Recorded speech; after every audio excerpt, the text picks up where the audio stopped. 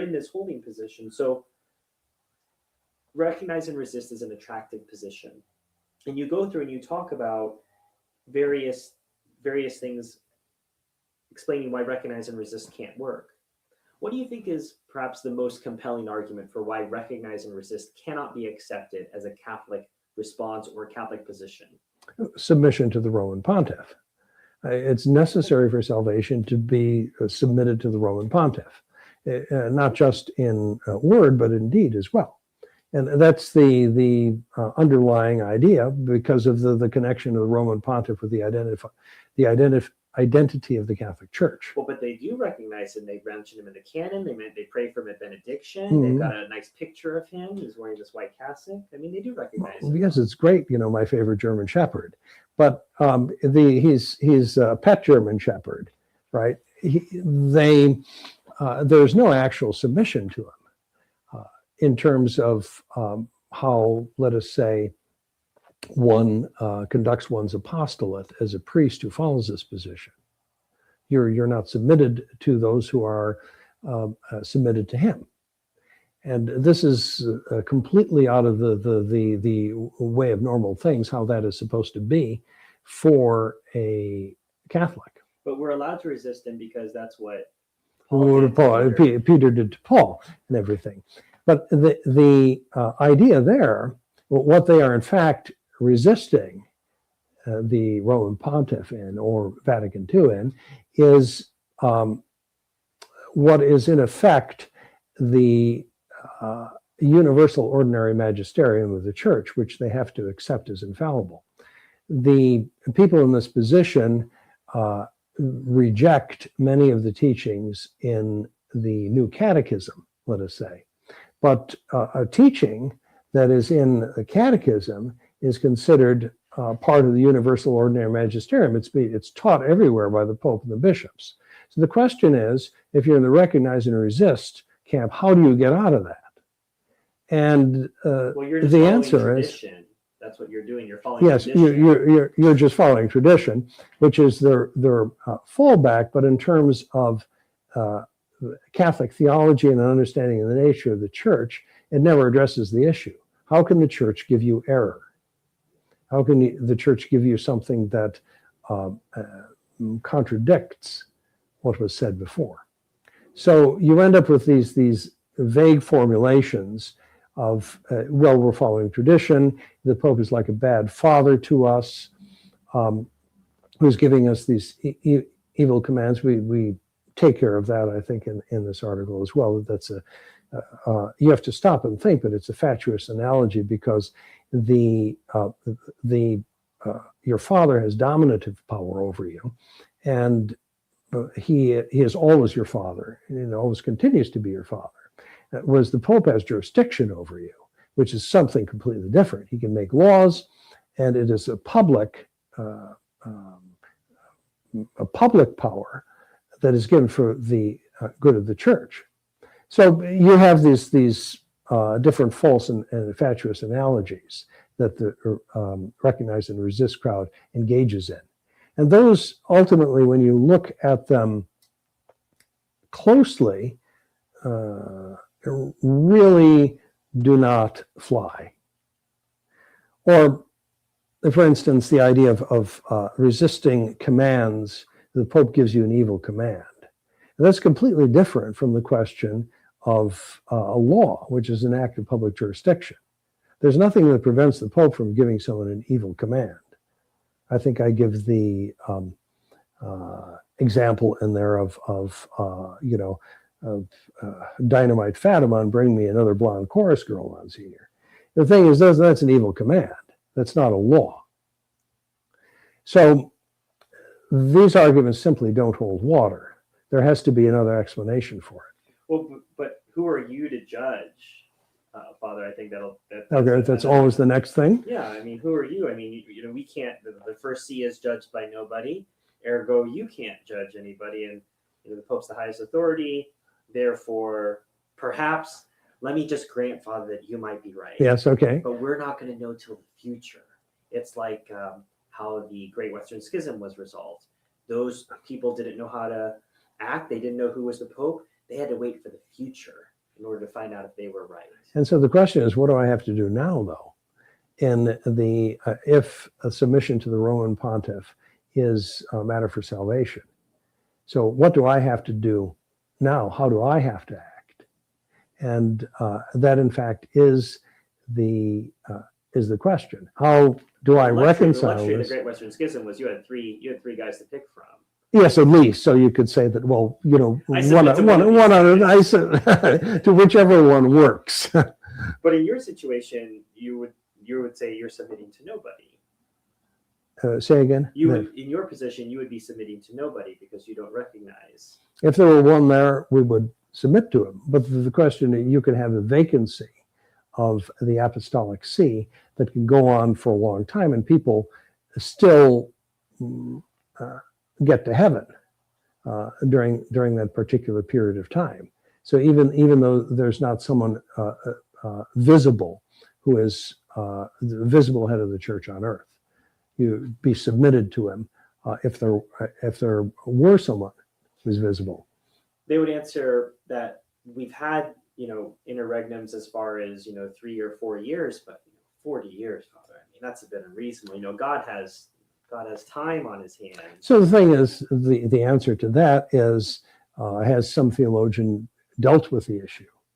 And you find that, yes, if you look into the question of ecclesiology, you find that there are some theologians who say that, yes, in fact, the church can exist without a pope, without a head on earth for a very long time.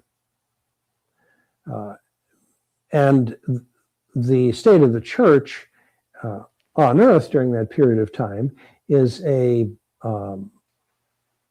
state of, in effect, like a body without a head, that functions of the church are obviously slowed down. There are certain things that cannot be done anymore because the church lacks a head on earth. But nevertheless, the church continues to exist because her head is in heaven, even though his representative is not on earth. Do you have a particular work or citation for that? Yeah, I think it's Cajetan is one of the ones. There's one of the theologians in the back of the other pamphlet that I wrote on this question speaks about that specifically. It may be someone like de Groot, the standard heavy duty, though, Dominican theologian writing about ecclesiology. So it boils down, your issue, how you answer the authority or the question of the Pope boils down to a question of ecclesiology, right? That the church can exist without Pope for a while, but the church can't give you error. The church can't give you an evil mass. And I think that's the fundamental quandary that those who are in the recognize and resist camp find themselves in, is they do agree with you, whether or not they want to, about the new mass and about Vatican II, but they can't go where you go. And why do you think that is, Father? Why do you think it's such a verboten subject? Why is the conclusion, or at least even the possibility, which Archbishop Lefebvre on numerous times said that it was a theological possibility, why can that not even be discussed? Well, that's a good question, because people are terrified of the consequences, looking, as it were, over into the abyss. In the abyss, and it becomes then extremely controversial. That, for instance, if Lefebvre had said that would have a good number of people simply would have left him. I know that when he made statements that seem to come very close to sedevacantism, there's a total uproar. They would have said, "This is a hard saying." And this is a hard saying, and goodbye. Yeah, and it's so difficult and so counterintuitive, because on the other hand, you have the whole media against you, portraying, say, JP2 as the big conservative, or Benedict XVI as the big guy who is going conservative, who is even more conservative and traditional. He's going to overturn Vatican II. So it goes against all of this, but it's once you make a judgment on say, the new way of worship, and you say that it's evil, it's harmed souls, there's something theologically bad about it. And once you make the judgment upon the official teachings of Vatican II and those who interpret it as containing error, which most trads have done historically, you're also making a judgment on authority. Because when you say that, you're saying implicitly it can't come from authority. It can't come from the authority of the church, because the authority of the church can't give you that. Otherwise, the church defects and is fallible. This is the question of sedevacantism is based on a notion that has a foundation in theology, that someone loses the faith, someone can lose the faith, because both baptism and faith are necessary to be members of the church. When he becomes a public heretic, that loss of faith becomes manifest in public, he puts himself outside the church. If he's in a position of authority, he puts himself outside of that position of authority as well. That is possible. The canonist theologians tell you that. And you have two popes who admit that that's possible. Paul IV and his bull cum ex postulatus, whatever you may think about its validity, now, and Innocent III.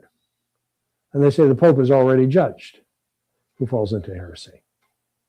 So that is a tenable position in terms of canon law, papal teaching, etc., and dogmatic theology. What is not a tenable position is the idea that the authority of the Catholic Church gives you evil and gives you some species of error. I think that's interesting. You go back to Vatican II, because I think a lot of people would be intimidated by the notion that they'd have to read Benedict XVI, that they'd have to read, if they could even do it. I mean, it's just such tough slogging when you get through it. But that they would have to read it and then make some sort of judgment as a private layman. But you're pointing out that they're already making that judgment by refusing to go to the new Mass and by refusing the teachings of Vatican II. Sure. So just by refusing the new catechism, if you are in the recognize and resist camp somewhere, well, if the priest comes in and says, we're going to use the John Paul II catechism, there'd be an uproar. You say, no, it contains error. You know, it's all that ecumenism and religious liberty and all those funny ideas about the church. We can't teach our kids that. You know, little Marcel, I mean, we have to cover his ears, you know. But you've already made the judgment. And I tell people that once you start with those two ideas, that there is the new Mass is evil and harmful to souls, and that the official Vatican II and post-Vatican II teaching contains error, you're already become a sedevacantist. It's just that you don't know it yet. I think you make that point at the end of it. At the end of the last line of your article says, all traditionalists, therefore, are really sedevacantists. It's just that they haven't figured it out yet. And I think that that's the reality of the recognize and resist camp. And that's part of why it's a transition from the indult to recognize and resist to because it's a gradual realization of where this leads me. Sure. But that's ultimately what's going on, is a recognition of the consequences of what this means when I make this judgment. Because when you're in the conservative camp, you don't make that judgment. No, you don't. You say Vatican II must be good because the Holy Father said it, and then you have a pretzel sandwich. By the time you get there into the recognize and resist camp, people just, I think you've alluded to it before, the abyss. It's just, I don't want to, the modern, very modern saying, I don't want to go there. I have people don't. Yeah, they're comfortable. I have my Latin Mass. I've got a school for my kids to go to. We've got devotions on Thursday night. Father does catechism class. We can talk about this. Why are you trying to stir trouble? I don't want to go back to garage masses. I don't want to be driving Father, on his mass circuit. We're happy. And while that may sound fairly callous, I do feel that summarizes the position of most recognizing resistors. They just don't want to talk about it, or they'll just send me to an article, the one or two articles that have resolved this issue for them. So here, read this article and this will fix it for you. because this issue is not about one article. This issue is not going to be resolved. But even, as I said, I think that your Frankenchurch article is a good article. I think it's a start. Yeah. I think for those who really want, they're going to have to do the hard work, which most people aren't willing to do, which you alluded to about Cajetan, which is you're going to have to go look it up. Yes, precisely. And most people just aren't willing to do it. They want to be told, and they don't realize this is exactly what happened and how we got into this mess in the first place, is because they just did whatever Father told them. Father told them this was a transitional rite. Father told them that this was sanctioned by the Vatican. I've got mimeograph sheets that we're using for the missal. The Father said it was fine, but they're just repeating it. So they're talking about how, oh, the 60s were so bad and we just went along with whatever Father said. But now Father writes an article against it. That means that that's it. I don't need to talk about it anymore. Yes.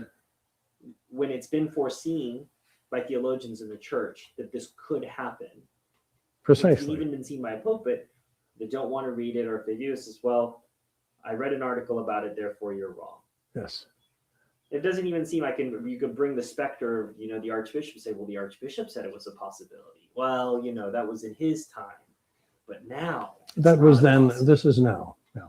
And that brings us to, where we are now, which is, well, let me pause on that.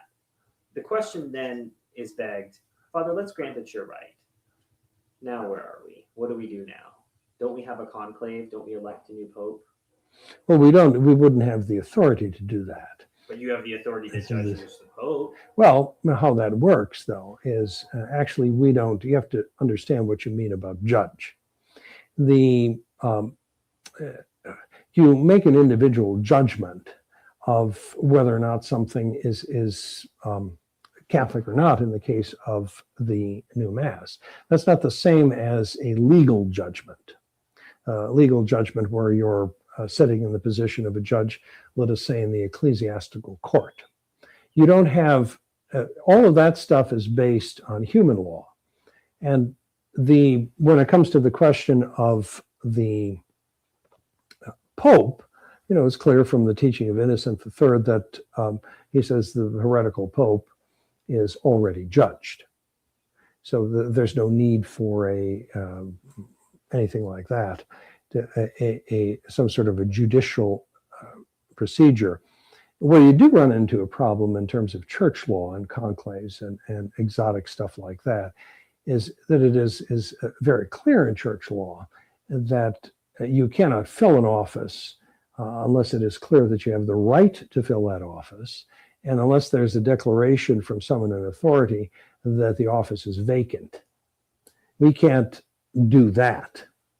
Right? We can't start the legal mechanism up to start a conclave. Who would have that authority? Well, the thing is that I mean, at that point, I have to say that I don't know. The theologians have taken in the 14 and 1500s took the question of what would happen if there's an extinction of the College of Cardinals. Well, they say that the clergy of the city of Rome would have the authority to elect a head because he would be the head of the Roman Church. So they have thought about this. They've talked about this. Well, then the next question is, what if you didn't have the they all died in a plague or something? Well, then the theologians say the church would then have the power to designate someone as her pastor. And then that's where they stop. Unfortunately, which dog or cat in Rome? Yeah. So so I have to say that I mean, from the point of view of procedure, I don't know, but the inability to figure out what the legal mechanism would be for attempting a pope. So for you, it's a legal issue. It's not an issue. If you did discover, you say you don't know now, but if you did discover a legal mechanism that made sense yeah, there might be something like that. I think someone would have come up with it at this point. But you say that the fact that you can't figure out some sort of a legal mechanism or you can't predict the future doesn't mean that by default you can go back to a situation where the authority of the church exercised through the Roman pontiff can give you an evil right or contradictory teachings. So one, it's two separate issues. The inability to resolve the legal issue doesn't do anything. I mean, you have some saints who say that one day Pope will be designated from heaven by Saints Peter and Paul. That's, one possibility people talked about. So in addition to the General Council. So who knows? But that doesn't resolve the problem of authority, the authority of the church giving you something evil. You get no contradiction. You end up in sedevacantism. You may end up in mystery as to what's going to happen in the future, but you don't end up in contradiction, where you get a defecting authority. Well, and I think that's I often seen an article, article named like, sedevacantism a dead end, or, where have you taken us? Yeah. You've taken us to a dead end, and that's a sterile faith, and, Catholicism's sterile, and that's where you're taking us. Or they'll argue from, a number standpoint, instead of a concept very numerous, you don't have a lot of religious congregations. Clearly, there's not, by their fruits you shall know them. There's not a lot of you, therefore you're wrong. That's another way. So you're looking at effects, as you're saying, Sure. Rather than going back. The root issue is, can the church do this? Okay.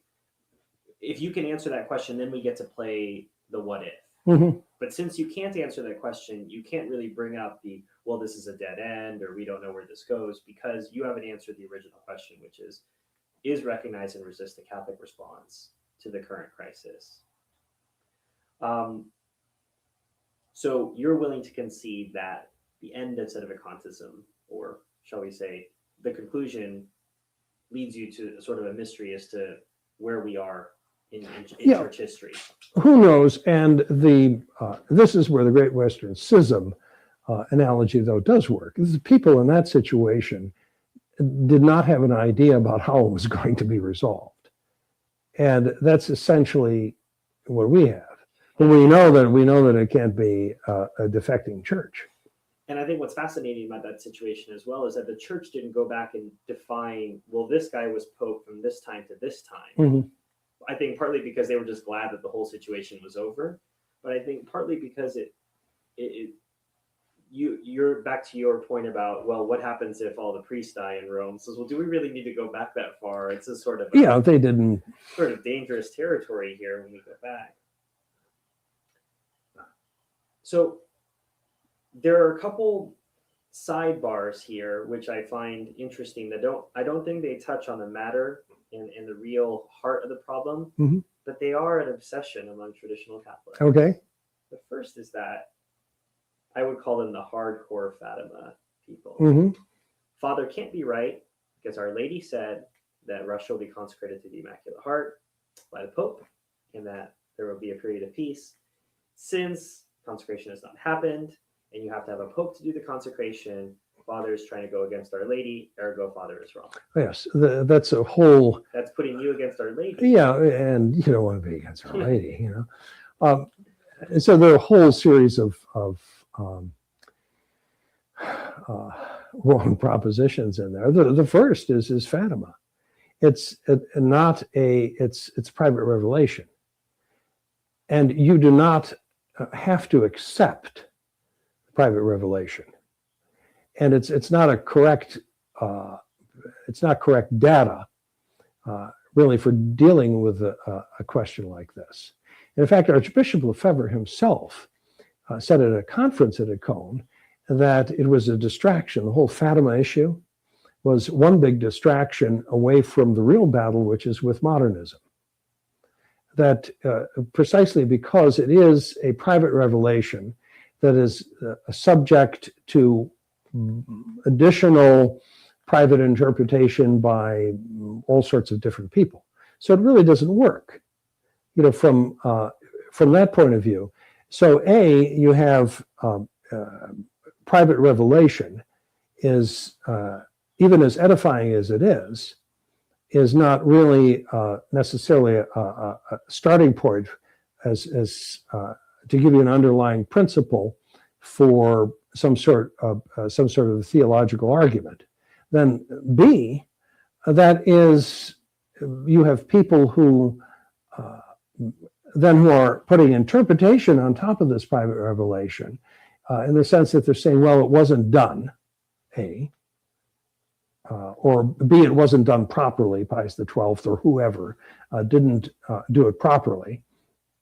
And then from that, they're going to the idea that, well, you have to have a pope to do this, therefore. So it's an argument that it's weak at every juncture. Well, that doesn't necessarily convince people like this, because the primary datum is the Fatima message, and that was the Archbishop Lefebvre's point. And that's why it is this sort of argument is really a distraction. Well, I suppose I want to put an asterisk or a footnote here, Father, because I would say that, would it be fair to say that you're someone who's personally edified by the message of Fatima, and you've probably given about it? Sure.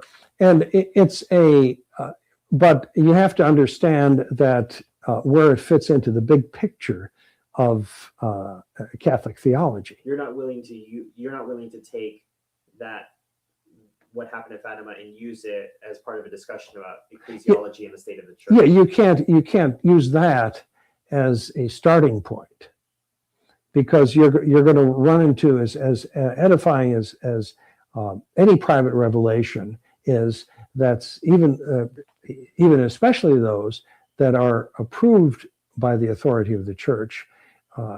It doesn't work that way in terms of resolving an issue of ecclesiology. You're not going to find a theologian who says, well, if you have a private revelation of this sort, you can use it as the data that you start to reason to a conclusion about authority in the church. So it's apples and oranges. It's completely beside the point. The other is the notion of where this begins. And I think we had a conversation some years ago about, you had said the Declaration on Religious Liberty was sort of a particular point, a data point you could look at and say, well, that could possibly. Yeah, you say that it's the way I approach it is it's definitely by this point. Before that, it's a question, to discuss and argue about, but it's something definite at this point.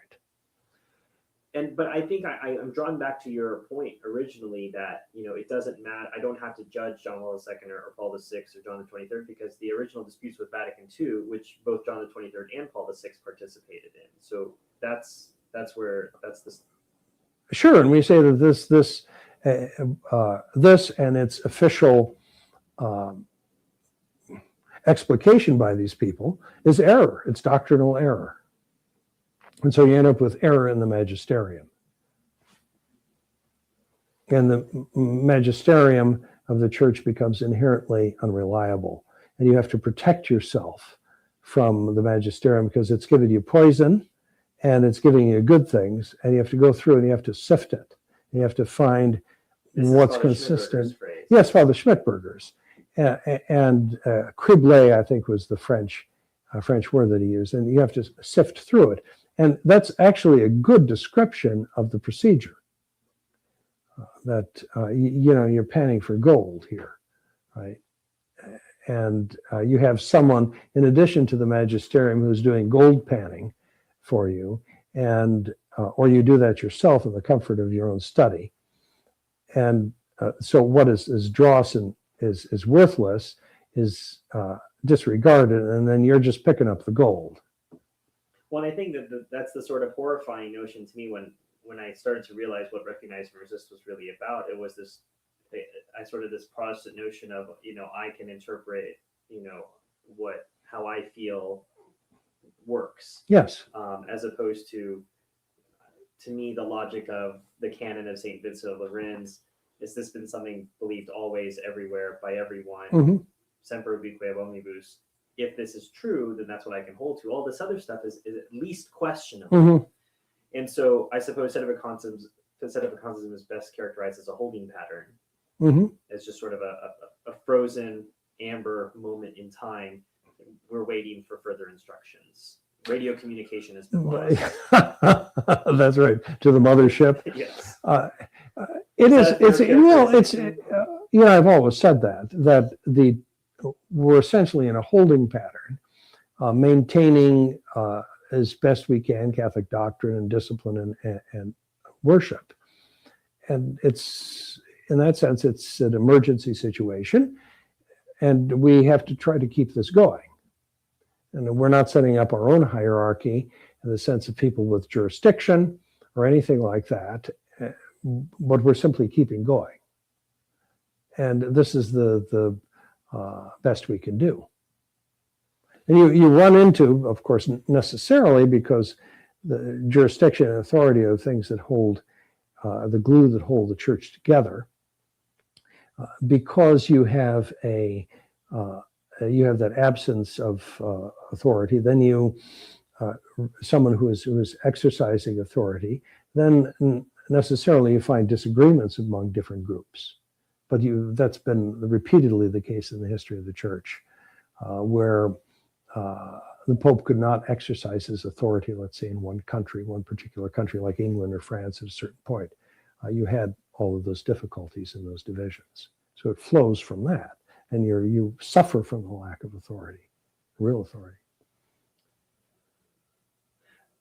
I told you that we would maybe title this conference, this interview, as after one of your old articles. Yes. And I think it was the Roman Catholic. It was from the Actually, Sacerdotium. Sacerdotium, but from the 80s. Mm-hmm.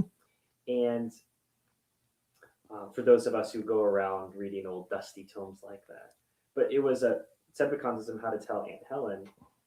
And I think that that's ultimately what I was trying to understand and have a conversation with you about today, which is, if I'm talking to somebody who's in the recognize and resist camp, what would you say is the one or two questions he or she should be asking him or herself about what it is that's going on? Let's say I'm a recognize and resistor, and I had a chance to speak with the evil Father Cicada. Mm-hmm. Radioactive. Radioactive. Yeah, I think that's another characterization. Passing by and he whispered something terrible in my ear. What would those one or two questions be that you think will provoke, for those who are open-minded, because I don't think everyone's open-minded, and I don't think everyone's of goodwill, but for those who are of goodwill and those who are open-minded, what are those one or two questions you think would provoke the right path of looking things up? Can the authority of the church give you error? And can the authority of the church give you evil? And when you start with that, if, as every Catholic is supposed to say, no, then the next question is, what about everything else? What about Vatican II? What about the new discipline, the new worship? It has to begin, I think, with those questions. Those are the ones to ask. And how can I reconcile the situation in the post-Vatican II church and what I think about it as a trad, that there's error, there's evil, with the notion of the indefectibility and the infallibility of the church? And those two things go together. And the answer to that is no. You have to find a coherent explanation. If it's not, if the church herself can fail, you have to remember that men can fail. When they're men of the church in positions of authority, they lose their authority. And that is the only explanation that can be coherent in terms of Catholic theology. Well, thank you very much for your time, Father. My pleasure.